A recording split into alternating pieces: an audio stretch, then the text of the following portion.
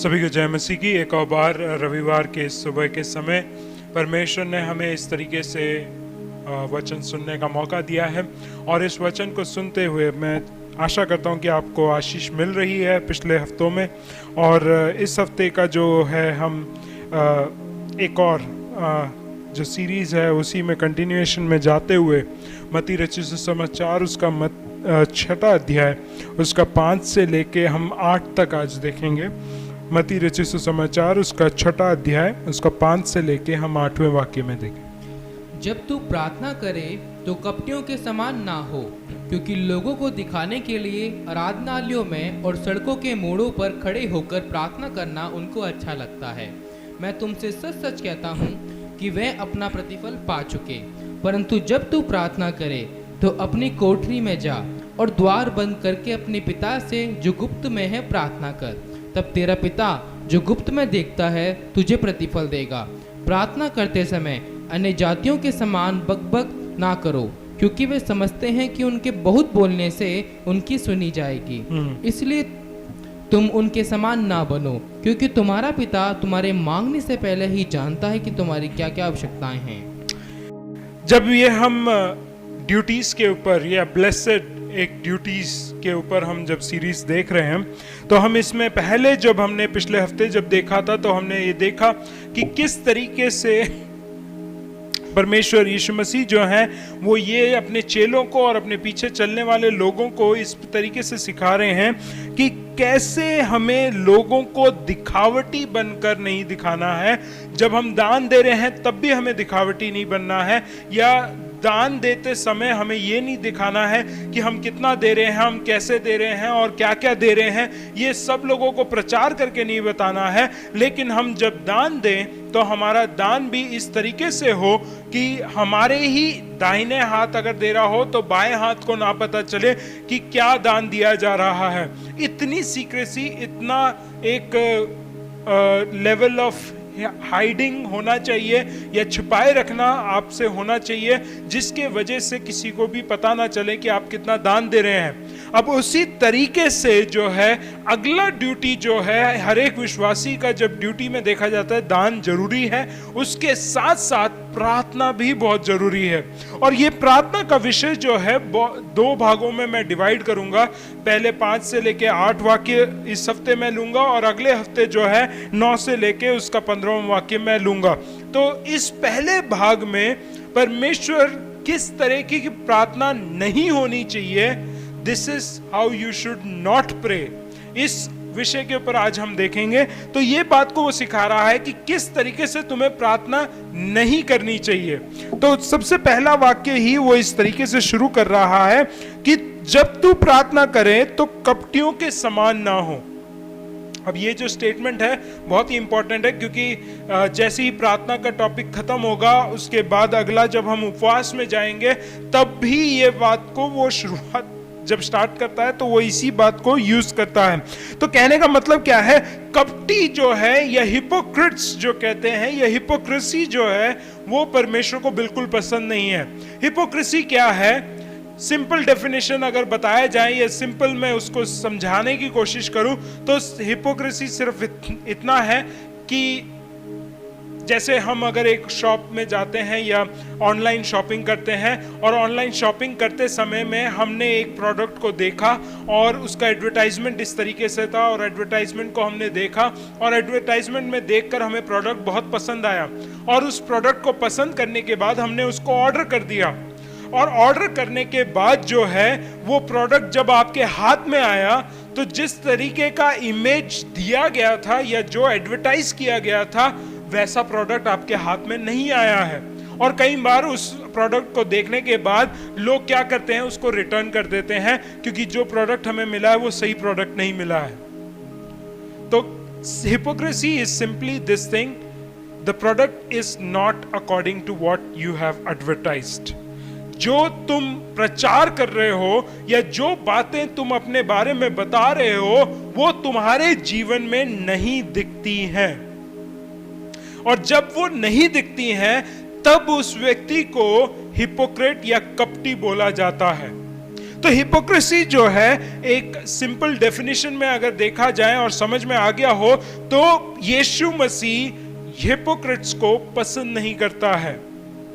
या तो आप एक साइड हो जाओ, या तो आप बोल दो कि मैं गलत हूं, गंदा हूं, बुरा हूं, पापी हूं और उस साइड में रह लो, या आप कह दो कि मैं पवित्र हूं और मैं विश्वासी हूं और फिर इस साइड में आप खड़े रहो। लेकिन परमेश्वर बीच का रास्ता कभी नहीं पसंद करता। हिपोक्रेट्स क्या कहते हैं कि वो दिखाते हैं कि वो पवित्र हैं लेकिन उनका जीवन पूरा पापमय होता है। तो ऐसा नहीं होना चाहिए। तो परमेश्वर अपने चेलों को और अपने पीछे चलने वाले लोगों को इस बात को सिखाते हुए कहना चाह रहा है कि तुम लोग जब प्रार्थना करो तो कपटियों के समान नहीं करना। अब कपटी किस तरीके से प्रार्थना करते हैं? वो कह रहा है कि वे लोगों को दिखाने के लिए आराधनालयों में और सड़कों के मोड़ों पर खड़े होकर प्रार्थना करना उनको अच्छा लगता है। दो जगहें, सबसे पहली आराधनालयों में और दूसरी सड़कों पे, यानी कि गलियों में खड़े होके या मोड़ पे खड़े होके। सड़क का मोड़ जो होता है वो सबसे ज्यादा क्राउडेड एरिया होता है, या फिर आराधनालय, क्योंकि आराधनालय में सारे शहर के या उस गांव के जो जितने लोग हैं वे उस आराधनालय में इकट्ठा होते हैं, इसलिए फिर उनके सामने जो है खड़े होकर प्रार्थना करने वाले कुछ लोग हैं। अब ये मैं कहना समझाना चाहता हूं कि कल को आप ये कहेंगे कि पासवान आपने ही ये बात को प्रचार किया था इसलिए मैं जो है सभाओं में प्रार्थना नहीं करता हूं। जब कोई बोलता है कि प्रार्थना में अगुवाई करो तो मैं नहीं करता हूं क्योंकि मेरा पासवान कह रहा है कि प्रार्थना नहीं करनी चाहिए। नहीं, मैं वो नहीं कह रहा हूं। मैं ये कह रहा हूं कि ये व्यक्ति जो है, ये जो हिपोक्रेट है, ये जो कपटी है, वे लोग अपने आप को लाइमलाइट में आने के लिए, दिखाने के लिए अपने आप को वहां खड़े होकर सबका अटेंशन ड्रॉ करके फिर प्रार्थना कर रहे हैं।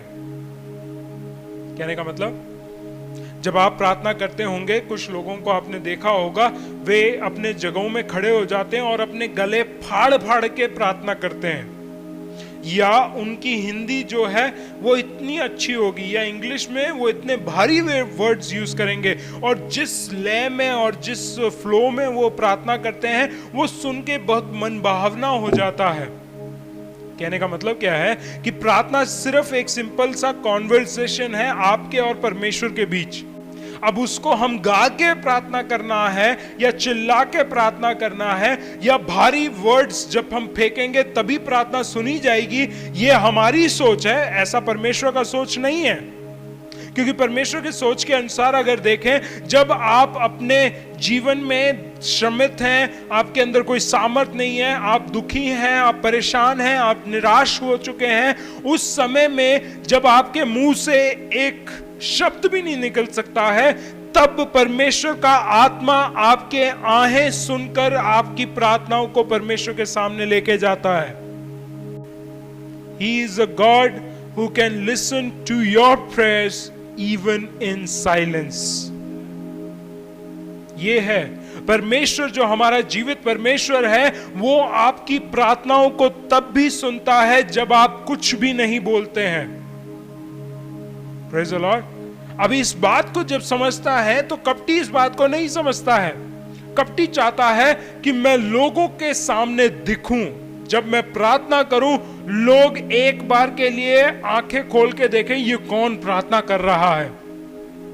इतनी अच्छी प्रार्थना, इतनी अच्छी हिंदी, इतने भारी भारी वर्ड, इतना चिल्ला के, इतने जोश में कौन प्रार्थना कर रहा है। मैं जानता हूं कि सभा में जब हम प्रार्थना करते हैं तो एक आवाज होनी चाहिए कि हाँ, सब लोगों को प्रार्थना विषय सुनना चाहिए, आपने जो प्रार्थना किया है सबको सुनाई देना चाहिए और उसके बाद ही सभी लोग जो है आमीन कहेंगे। लेकिन अगर आपकी प्रार्थना उस समय धीमी हो तो किसी को कुछ सुनाई नहीं देगा, उनको पता भी नहीं चलेगा। कई ऐसी प्रार्थनाएं मैंने सुनी है जिसमें मुझे पता ही नहीं चला कि प्रार्थना खत्म हो चुकी है और मैं अभी भी आंखें बंद करके खड़ा हूं, और फिर किसी ने बोला भैया प्रार्थना खत्म हो चुकी है। तो इस बात को समझना जरूरी है। मैं आवाज के ऊपर नहीं बात कर रहा हूं, मैं उन लोगों के लिए बात कर रहा हूं जो लोग दिखावटी प्रार्थना करते हैं, लोगों को इंप्रेस करने के लिए, अपनी खूबियों को दिखाने के लिए जब प्रार्थना करते हैं, उन प्रार्थनाओं के बारे में परमेश्वर यहां पे बोल रहा है। और वो कह रहा है कि उन लोगों को ऐसे जगहों में, दूसरी जो क्राइटेरिया वो कह रहा है कि आराधनालयों और सड़कों के मोड़ पे प्रार्थना करना इनको अच्छा लगता है। यही लिखा है कि खड़े होकर प्रार्थना करना उनको अच्छा लगता है। कहने का क्या मतलब है कि वो इस अटेंशन को पाने के लिए उनके अंदर एक बहुत बड़ी इच्छा है। दान के विषय में भी हमने यही बात को कहा था कि दिखाने के लिए या देने के लिए जब जाओ, दान देने के लिए जब जाओ, तो लोगों को दिखाकर अपना दान ना दो। डिंडोरा पीट के या तुरही बजा के तुम इस बात का प्रचार मत करो कि मैं कितना दान दे रहा हूं, क्योंकि जो कपटी लोग हैं, जो बेकार के लोग हैं, जो गलत विश्वासी हैं, वो लोग क्या करना चाहते हैं कि वो अपना नाम वहां पे दिखाना चाहते हैं कि किस तरीके से मैंने दान चढ़ाया है। और वैसे ही प्रकार के लोग, अब मैं कहता हूं कि मैं तो दान में ऐसा कुछ नहीं करता हूं। ठीक है, अच्छी बात है, आप दान पे नहीं करते हो तो बहुत अच्छी बात है, लेकिन प्रार्थना मेरी दिखावटी होती है तो वहां पे भी गए। जो ड्यूटीज आपको दे रखी हैं, वो ड्यूटीज को परमेश्वर चाहता है कि उनके विश्वासी करेक्ट इंस्ट्रक्शन के अनुसार करें। जब आप करेक्ट इंस्ट्रक्शन, जो निर्देश आपको दे रखा है, सही निर्देश के अनुसार जब आप कार्य करते हैं, तब परमेश्वर जो गुप्त में है आपको प्रतिफल देता है। यहां पे फिर आगे कहता है कि मैं तुमसे सच कहता हूं कि वे अपना प्रतिफल जो है पा चुके हैं। प्रार्थना उनकी नहीं सुनी जाएगी, परमेश्वर कोई कार्य नहीं करेगा उनकी प्रार्थना सुनकर। आपको लगा होगा कि इतनी अच्छी प्रार्थना की है तो प्रार्थना तो जरूर सुना होगा परमेश्वर ने, लेकिन परमेश्वर ने नहीं सुना है। सुन भी लिया होगा तो वो कहेंगे कि यार मेरे को कोई प्रार्थना थोड़ी करनी है, उसको तो अटेंशन पाने के लिए प्रार्थना कर रहा है वो। एक और एग्जाम्पल मैं देता हूं। जब आप गीत गाते हैं, आप किस लिए गीत गाते हैं? अपनी खुशी के लिए, लोगों को दिखाने के लिए कि मैं कितना अच्छा गिटार बजा लेता हूं या कीबोर्ड बजा लेता हूं या मैं ड्रम बजा लेता हूं या मेरी आवाज में मैं 8वें सुर तक चले जाता हूं, इतना हाई गा सकता हूं या इतना लो गा सकता हूं, मेरे जितना लो कोई नहीं गा सकता है। ऐसा करना है तो हम क्या कर रहे हैं? हम परमेश्वर की आराधना नहीं कर रहे हैं। हम इससे क्या करना, दिखाना क्या चाह रहे हैं? हम ये नहीं दिखा रहे हैं, परमेश्वर की आराधना नहीं कर रहे हैं, हम लोगों के सामने एक परफॉर्मेंस करके दिखा रहे हैं ताकि लोगों से हमें जो है शाबाशी मिल जाए। अब मेरे को फिर गलत नहीं समझना कि अगर कोई आपको सिखाने के लिए आता है और कहता है कि भाई या बहन इस बात में आप अपने आप को सुधार सकते हैं, तो आप ये मत बोलना मैं तुम्हारे लिए थोड़ी गा रहा हूं, मैं परमेश्वर के लिए गा रहा हूं बोल के नहीं निकलना, या वहां बुरा मत मान जाना। वहां पे आप अगर गलत हैं, जब भी कोई गलत हो, मैं अगर गलत हूं तो मैं गलती को मानने के लिए तैयार हो जाऊं कि मैं गलती कर रहा हूं, और फिर मैं क्या करना चाहिए, वो गलती दोबारा दोहराना नहीं चाहिए। जब मैं दोबारा ना दोहराऊं, उसके लिए मुझे अपने जीवन में अगर कोई कार्य बदलना है या कार्य में मेहनत करनी है या क्षमता ज्यादा लगानी है, तो उस तरीके से मेरे जीवन में मुझे बदलाव करना पड़ेगा।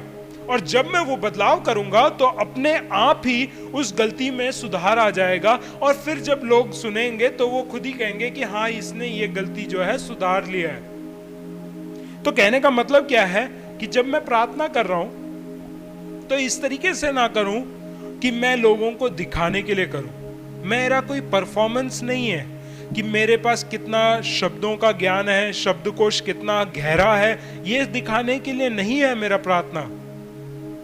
मेरा प्रार्थना इसलिए है कि जो निवेदन मेरे पास दिया गया है वो सभा के बीच में सब लोगों की प्रार्थनाओं को उठाकर परमेश्वर तक पहुंचाने के लिए मैं अगुवाई ही कर रहा हूं, बस और कुछ नहीं कर रहा हूं। प्रार्थना का निवेदन किसी व्यक्ति के द्वारा आपको दिया गया, और वो प्रार्थना का निवेदन परमेश्वर के पास पहुंचना है, और प्रार्थना के निवेदन के ऊपर परमेश्वर को कार्य करना है। इसमें मेरा कोई काम नहीं, मेरा कोई आदर नहीं, कोई सम्मान नहीं। मैं सिर्फ प्रार्थनाओं को परमेश्वर तक पहुंचाने वाला एक पोस्टमैन हूं। पोस्टमैन को कोई फायदा नहीं होता है, पोस्टमैन अपनी नौकरी कर रहा है, बस अपनी ड्यूटी निभा रहा है कि मुझे जो ड्यूटी मिली है मैं उस ड्यूटी को निभा रहा हूं। किसी ने खत लिखा है, किसी तक पहुंचाना है, बस। उसके बाद जिसको पहुंची है वो काम करे ना करे वो सब उनके ऊपर है, पोस्टमैन का कोई काम नहीं है।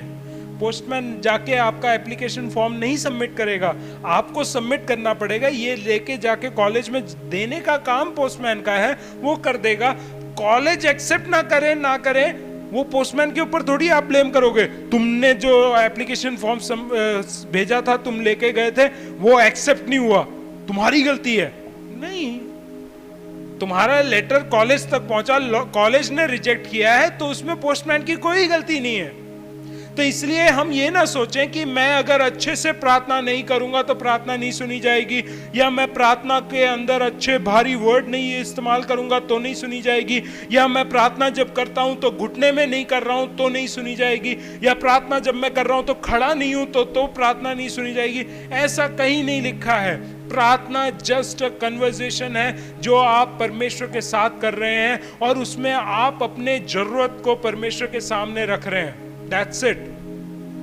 इसमें कोई रॉकेट साइंस इन्वॉल्व नहीं है, इसलिए इसको इतना कॉम्प्लिकेटेड ना करें। सिंपल सी बातचीत है परमेश्वर के साथ। इसलिए जब तू प्रार्थना करे, अब ये पर्सनल जो प्रेयर की बात हो रही है, जब आप पर्सनल प्रेयर करें तो पर्सनल प्रेयर सभा के बीच में नहीं दिखाना है। पर्सनल प्रेयर जब आप कर रहे हैं, सड़क के मोड़ पे खड़े होकर प्रार्थना करने को नहीं कह रहा है। जब तू पर्सनल प्रार्थना करे तो तू अपने कोठरी में जा, और उसके बाद कोठरी में जाने के बाद भी दरवाजा खुला रखना नहीं है, दरवाजा बंद कर और अपने पिता से जो गुप्त में है प्रार्थना कर।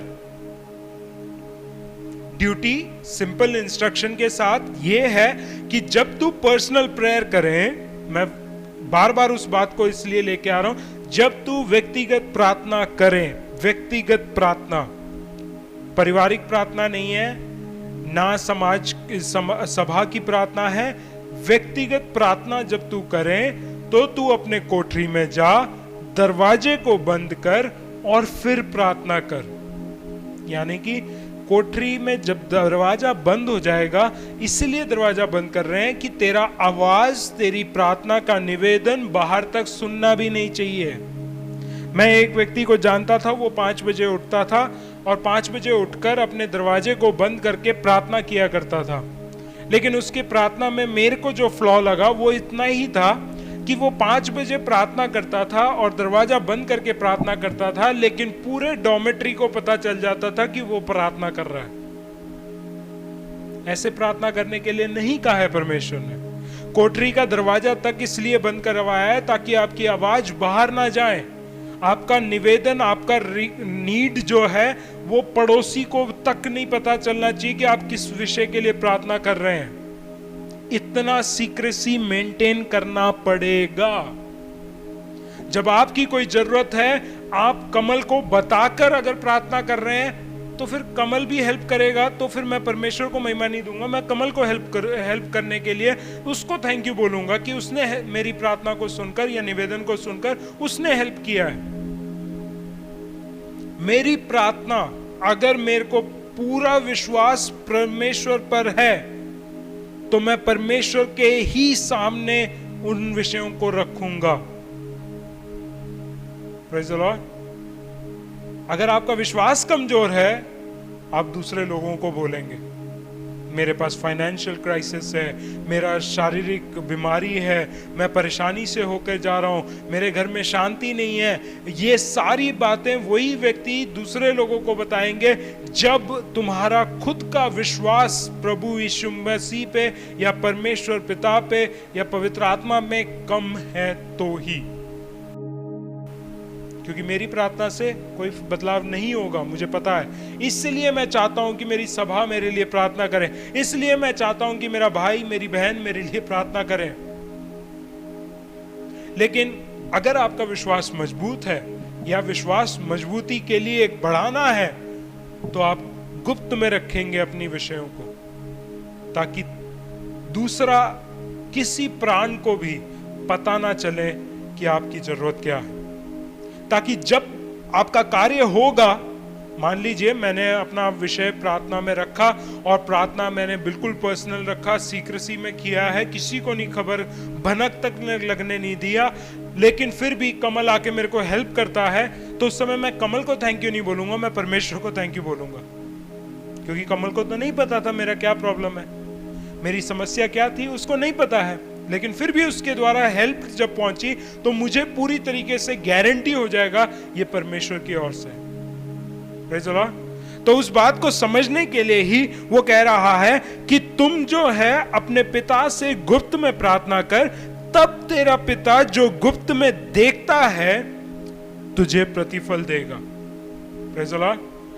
आगे जब हम जाते हैं तो प्रार्थना करते समय अन्य जातों के समान, अगला जो कॉन्सेप्ट है वो भी समझिए। अन्य जाति जो है वो किस तरीके से प्रार्थना करते हैं? वो करते हैं बकबक, बक बक, ठीक है, हिंदी में लिखा हुआ है बक बक। दे यूज मोर वर्ड्स। अब इसको समझाने के लिए मान लीजिए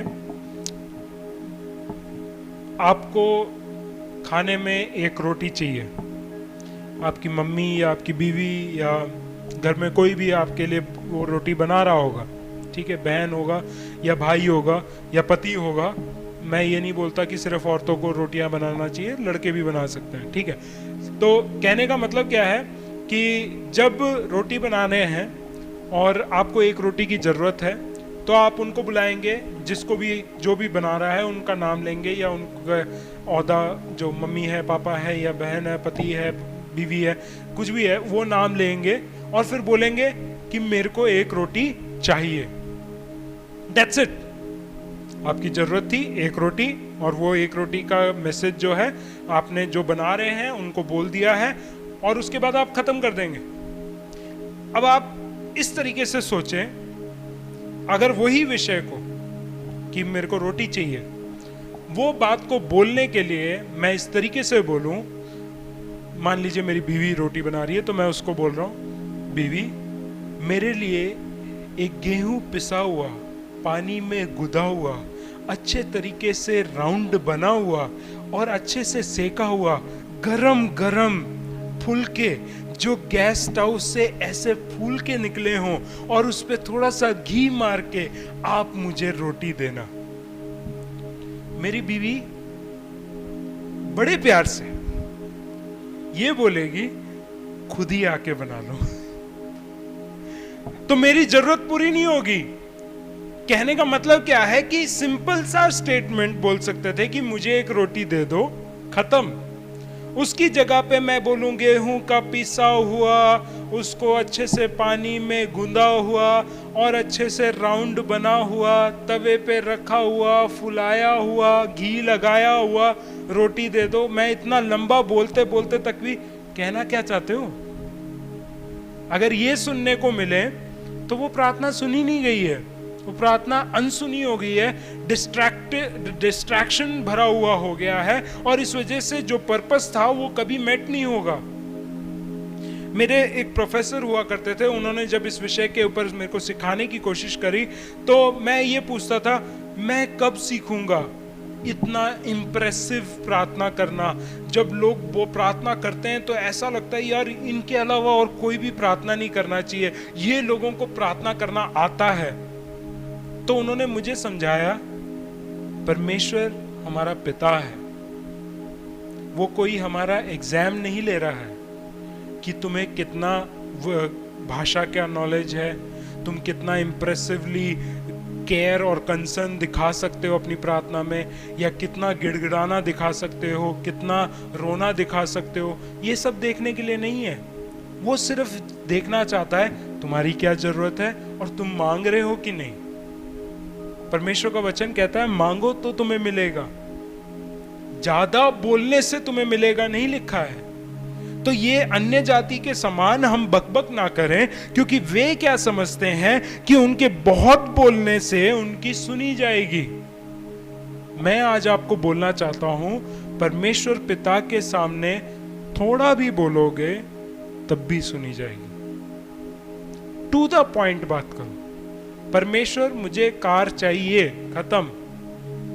परमेश्वर तू देखता है कि मैं कैसे जाता हूं, कितनी गर्मी होती है, कितना धूप होता है, मैं जब घर वापस आ जाता हूं तो पर थका हुआ होता हूं, मेरे अंदर इतनी सामर्थ नहीं होती कि मैं तेरे सामने बैठ के आराधना कर सकूं। जब मैं अपनी बीवी को लेके जाना चाहता हूँ, बच्चों को लेके जाना चाहता हूँ कहीं घूमने के लिए, तो मुझे टैक्सी करना पड़ता है। कितने खर्चे होते हैं परमेश्वर, वो सारे खर्चे कितना ज़्यादा हो जाता है। कई बार मेरे महीने का बजट बिगड़ जाता है। सारी बातों को देखते हुए परमेश्वर मैं प्रार्थना करता हूँ मुझे एक कार दे दे। हालेलुया। प्रभु भी कान खुजा रहे होंगे, ये बोलना क्या चाह रहा है, ये क्या कह रहा है। क्या मैं इसको देखता नहीं हूं? क्या मैं इसको जानता नहीं हूं? क्या मैं इसकी परेशानियों को नहीं देख रहा हूं? ये ऐसे क्यों बात कर रहा है जैसे कि मैं कोई रिटार्ड हूं, मैं कोई बेवकूफ हूं, कोई मंदबुद्धि हूं, मन बुद्धि हूं। है मेरे अंदर दिमाग नहीं है क्या? मैं नहीं जानता हूं इसके बारे में। सब कुछ जानने वाले परमेश्वर से आप बातचीत कर रहे हैं। सब कुछ जानने वाले, सब कुछ प्रोवाइड करने वाले, सर्वशक्तिमान, सर्वज्ञानी परमेश्वर से जब आप प्रार्थना कर रहे हैं, आप ऐसे बात ना करें जैसे कोई बेवकूफ से बात कर रहे हैं या मूर्ख से बात कर रहे हैं। आप सर्वज्ञानी व्यक्ति से बात कर रहे हैं। जितने कम शब्दों में आप उनको समझा सकते हैं, बोल सकते हैं या मांग रख सकते हैं, वो बेस्ट है। Praise the Lord. उस बात को समझिए। तो यहां पे परमेश्वर यही समझाना चाह रहा है कि तुम्हारे ज्यादा बोलने से तुम्हारी नहीं सुनी जाएगी। कि प्रार्थना का एक विषय आप 15 मिनट या आधे घंटे तक प्रार्थना करो एक ही विषय के लिए, तो वो सुनी जाएगी, ऐसा कहीं नहीं लिखा है। वो एक विषय आप 1 मिनट की प्रार्थना भी करेंगे तब भी परमेश्वर सुनेगा। 30 सेकंड में भी अगर आप बोलेंगे, हे स्वर्गीय पिता ये जरूरत है, यीशु मसीह के नाम से मांगता हूं, आमीन, सुन लिए। परमेश्वर कार्य कर सकता है। आपको लंबा चौड़ा ऐसे लिखने की जरूरत नहीं है। इंप्रेस करने के लिए कोई जरूरत नहीं है। परमेश्वर हमारी जरूरतों को जानता है, वो सामर्थी है। उससे सिर्फ ये मांगो, मेरे को ये चाहिए, बस खत्म, और वो सुन लेगा। 8वां वाक्य इसलिए कहता है, इसलिए तुम उनके समान ना बनो, उनके समान ना प्रार्थना करो, उनके समान मत बन के रखो। अपना आइडियोलॉजी जो बना के रखा है तोड़ के फेंक दो उसको। लेकिन तुम्हारा पिता तुम्हारे मांगने से पहले जानता है कि तुम्हारी क्या आवश्यकता है। परमेश्वर का धन्यवाद। हमारा परमेश्वर कोई मूर्ति नहीं है। हमारा परमेश्वर कोई ऐसा परमेश्वर नहीं है जो जी के मर चुका है।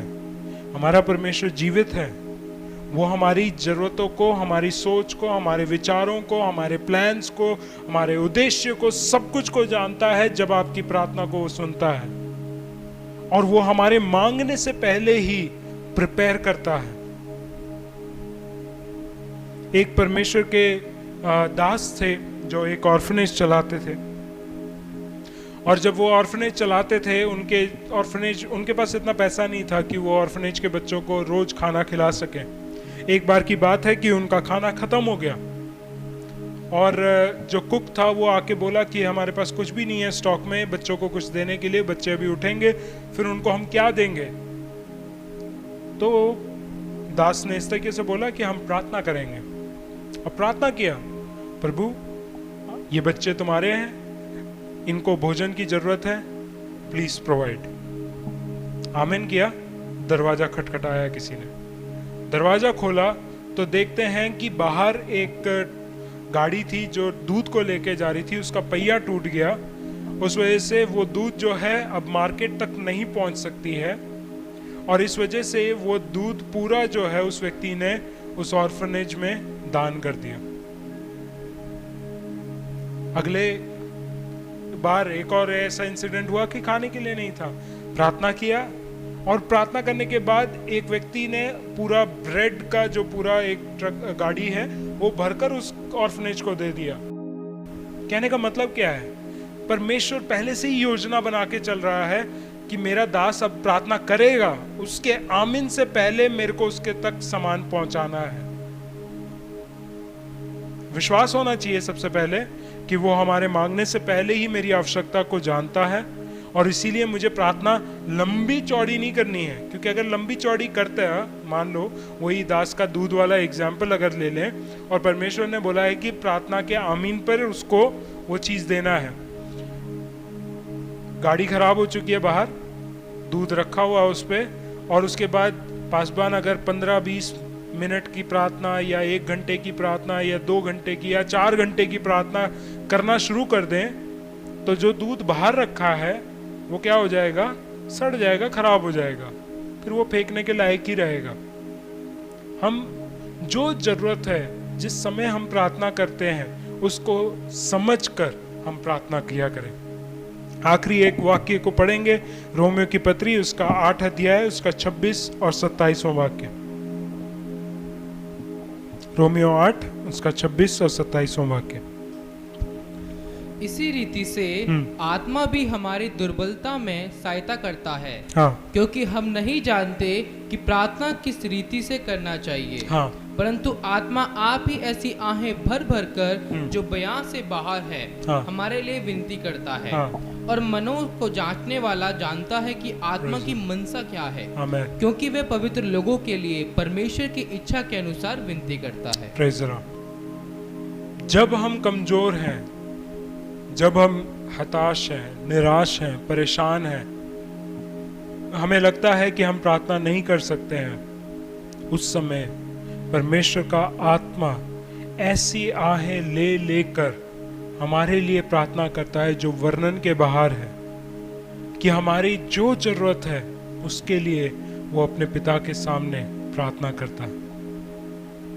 देखिए, परमेश्वर ने हमारे लिए वो सहायक इसलिए दिया ताकि हमारे कमजोरियों के बीच में भी हम जब प्रार्थना नहीं कर पाए तब भी वो हमारे लिए प्रार्थना कर सके। एक ऐसा कन्वर्सेशन जो हमें सामर्थी बना सकता है, एक ऐसा कन्वर्सेशन जो हमें आशीषित कर सकता है, एक ऐसा कन्वर्सेशन जो हमें चंगाई दे सकता है, एक ऐसा कन्वर्सेशन जो हमें शांति प्रदान कर सकता है, हर एक मुश्किलों का समाधान बन सकता है, ऐसा कन्वर्सेशन है प्रार्थना। उसको लंबा चौड़ा ना करें, टू द पॉइंट बात करें और परमेश्वर से प्रतिफल को पाएं। जब गुप्त में प्रार्थना करें, तो जब हम व्यक्तिगत प्रार्थना करें तो गुप्त में प्रार्थना करें, कोठरी में जाएं, दरवाजा बंद करें, परिवार के जनों को भी नहीं पता चलना चाहिए कि आपकी क्या जरूरत है, ताकि परमेश्वर जो गुप्त में है वो आपको प्रतिफल दे। कपटियों के समान नहीं, जो आराधनालयों में सड़कों के मोड़ पे खड़े होकर प्रार्थना करना उनको अच्छा लगता है, या अन्य जातियों की तरह नहीं जो बकबक में विश्वास करते हैं। परमेश्वर हमारा बकबक भी प्रार्थना नहीं सुनेगा, वो सिर्फ सीधा पॉइंट पे जो प्रार्थना है उसको सुनता है। आपकी आवश्यकताओं को आपके मांगने से पहले जानने वाले परमेश्वर से जब आप प्रार्थना करते हैं तो उसको पहले ही पता है, आपको सिर्फ बोलना है, father give it to me. सभी बातों को याद करते हुए हम आज से शायद अपनी इस ड्यूटी को, इस कर्तव्य को सही निर्देशों के अनुसार कार्य करेंगे। उसके द्वारा परमेश्वर आप सभी को आशीषित करें। क्यों ना हम प्रार्थना करें। सगे पिता परमेश्वर, हम धन्यवाद के साथ आपके चरणों में आते हैं। धन्यवाद करते हैं कि परमेश्वर आपने अब तक हमें संभाला, सही तरीके से चलाया। परमेश्वर, आपका अनुग्रह के लिए हम धन्यवाद करते हैं। प्रभु, आज की इस प्रार्थना निवेदन में हम यही रखते हैं, आपने जैसे हमें अच्छे तरीके से प्रार्थना करना सिखाया है और हमें ये बताया है कि किस तरीके से हमें प्रार्थना नहीं करना चाहिए, तो हम आज से इस चीज़ों के ऊपर अमल करने पाएँ। उसके लिए हम चाहते हैं कि आप हमारे जीवन में सामर्थ्य दें, बुद्धि दें, समझ दें, और हम इस खूबी को, प्रार्थना को अच्छे तरीके से कर आपसे प्रतिफल को पाने पाएँ। सभी को आप इस्तेमाल करें, सभी को आपके हाथ में समर्पित करते हैं। मांगते हैं प्रार्थना विनती प्रभु यीशु मसीह के नाम से, आमीन। अगर आपको इस वचन के द्वारा आशीष मिला है तो मैं निवेदन करूंगा कि ये आशीष को आप अपने तक सीमित ना रखें, औरों को भी दें, औरों को भी बांटें, ताकि वे भी आशीषित हो जाएं। परमेश्वर आपको सुरक्षित रखें, आशीषित रखें और हर एक चीज में तृप्त रखें। सभी को जय मसीह की।